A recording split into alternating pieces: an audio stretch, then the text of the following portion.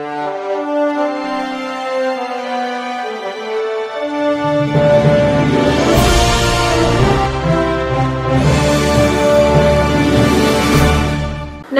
मी Shweta Pawar. City TV लाईव्हच्या बातमीपत्रात आपलं स्वागत आहे.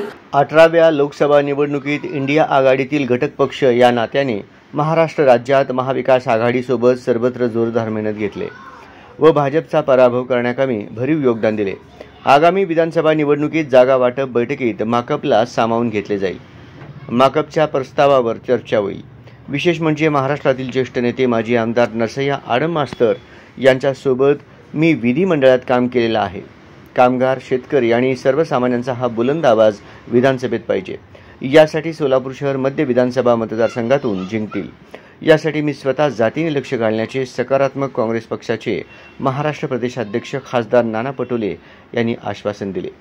लोकसभा निवडणुकीच्या निकालांच्या पार्श्वभूमीवर 24 जून रोजी मार्क्सवादी कम्युनिस्ट पक्षाच्या प्रतिनिधी मंडळाने महाविकास आघाडीचे व काँग्रेसचे पक्षाचे महाराष्ट्र प्रदेशाध्यक्ष नेते माननीय नाना पटोले यांची मुंबईत भेट घेतली. प्रतिनिधी मंडळात डॉक्टर उदय नारकर, आमदार नरसय्या आडम मास्तर, Vinod Nikole, doctor DL Karad, doctor Ajit Navale, Kiran Gahala आदींची उपस्थिती होती. लोकसभा निवडणुकीत महाविकास आघाडीने मिळवलेल्या प्रचंड यशाबद्दल आणि त्यातील नाना पटोले यांच्या भरीव कामगिरीबद्दल माकपच्या नेतृत्वाने पुष्पगुच्छ देऊन हार्दिक अभिनंदन केले. लोकसभा निवडणुकीत माकप, किसान सभा, सीटू व इतर जनसंघटना यांनी राज्यभर केलेल्या उत्तम कामाचे आणि कामगार व शेतकऱ्यांसाठी ते करत असलेल्या सातत्याच्या संघर्षाचे नाना पटोले यांनी विशेष कौतुक केले. आगामी विधानसभा निवडणूक तयारीबाबत त्यांनी माकपच्या शिष्टमंडळासोबत 1 तास सांगोपांग चर्चा केली.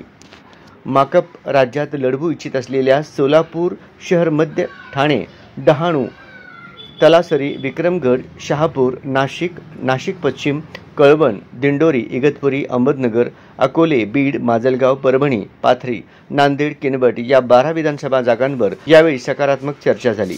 पर्यायी धोरणे, जाहीरनामा व निवडणूक रणनीती याबाबत ही चर्चा झाली. यासंबंधीचे एक निवेदन माकपतर्फे सादर करण्यात आले.